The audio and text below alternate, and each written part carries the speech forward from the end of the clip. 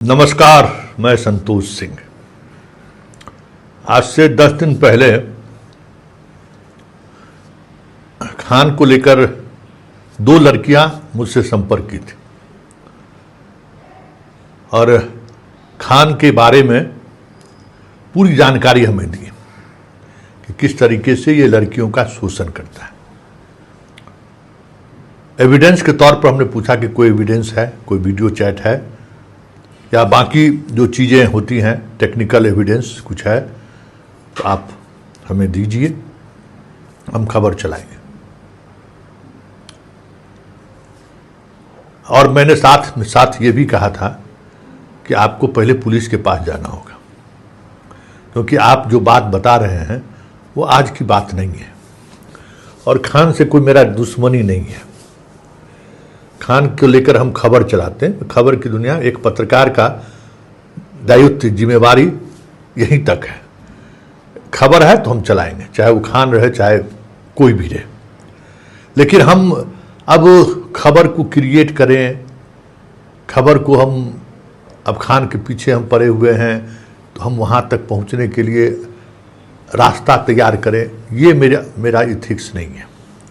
हाँ, अगर कोई बड़ा मसला हो, अब जैसे मुजफ्फरपुर शेल्टर होम था तो उसमें बहुत तरीके का अनुसंधान जो पुलिस और सीबीआई जहाँ पहुँचती उससे पहले हम पहुँच के बहुत सारी चीज़ें दिखा दिए, तो वो एक लार्जर पर्सपेक्टिव में वो चीज़ था, बड़े एंगल पर, और एक बड़ा विभत्स घटना थी।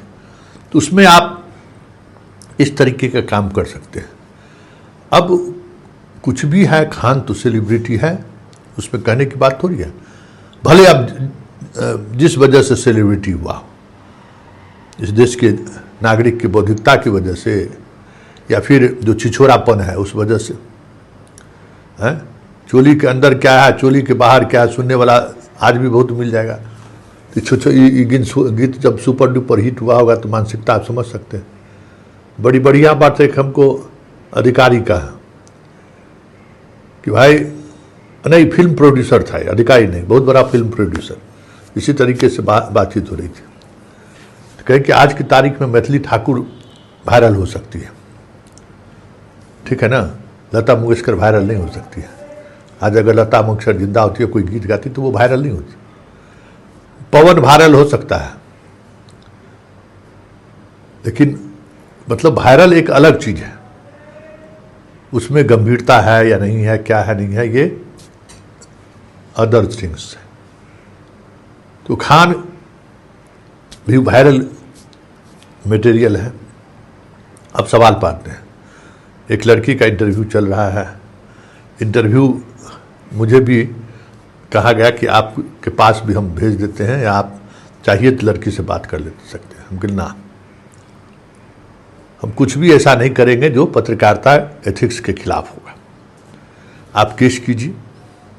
तो चलिए, पीरबोहर थाना में जो केस दिया गया है उसमें है कि खान के बारे में हम इतना कुछ जानते हैं कि कभी भी वो हमारे कत्ल करा सकती है। लड़की यूपी की है और बिहार में रह रही है।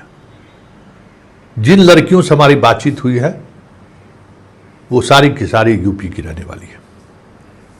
और हम ऑन स्क्रीन कह रहे हैं कि जैसे एक लड़की पीरबोहर थाना में गई है, जिन लड़कियों ने मुझे फ़ोन किया था या जिस पूर्व कोचिंग संचालक ने हमसे संपर्क किया था, वो लोग से हम आग्रह करेंगे कि जाइए पीरबोहर थाना में, जो जिसका जहाँ जुडिक्शन है वहाँ जाके आप आवेदन दीजिए।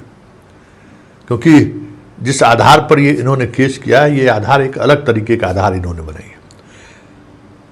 क्या जानती हैं ये खान के बारे में मुझे नहीं मालूम, लेकिन मुझे जो जानकारी दी गई उसमें 2 बात का हमने तहकीकात भी कर लिया। एक हाजीपुर के एक होटल के बारे में, तो होटल के कर्मियों से हमारी बात हुई तो जिस दौर में खान हाजीपुर के उस होटल में जाता था, उस दौर में खान को कोई पहचानता नहीं था।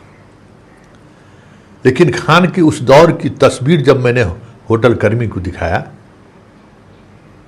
तो कई होटल कर्मी ने ये आइडेंटिफाई किया कि हाँ, इस तरीके का एक युवक लड़कियों के साथ आता था।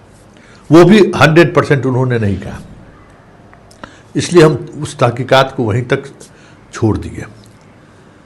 लेकिन अब इस लड़की के पास क्या जानकारी है जिसकी वजह से इसके जान को खतरा है, पुलिस जांच करेगी।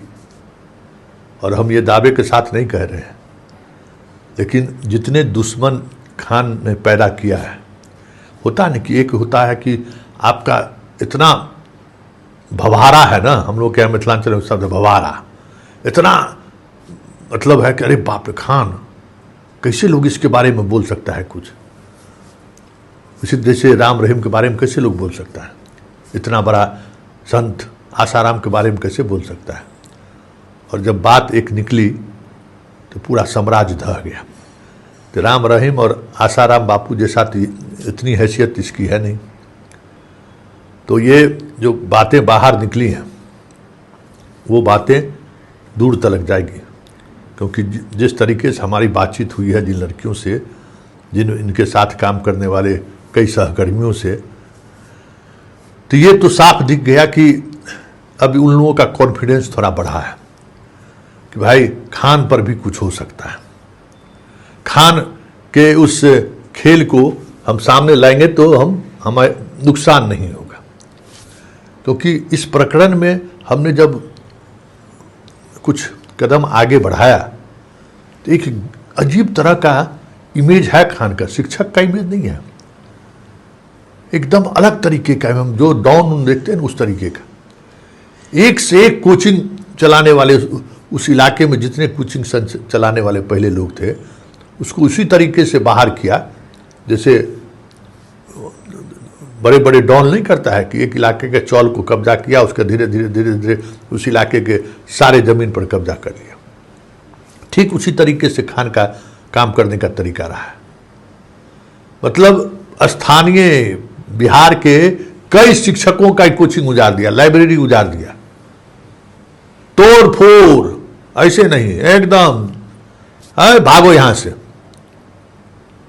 न पुलिस केस लेती थी, न कोई कुछ सुनता था, इसका मन बढ़ता चला गया। तो एक लड़की के सामने आने के साथ इस खान की स्थिति भी आने वाले समय में राम रहीम जैसी हो जाए तो कोई बड़ी बात नहीं होगी, क्योंकि बहुत सारे कारनामे इसके सामने आने वाली है, आ ही जाएगा। एक लड़की, हम सिर्फ एक का इंतजार कर रहे थे कि कोई एक सामने आए, आ गई है, थाना में FIR दर्ज कर दी है। तो ये तय मानिए कि एक 10 दिन 5 दिन के अंदर में पीरबोहर थाना या जो थाना पटना के आसपास के थाना है वहाँ लड़कियों का लाइन लग जाए FIR दर्ज करने के लिए, तो कोई बड़ी बात नहीं होगी।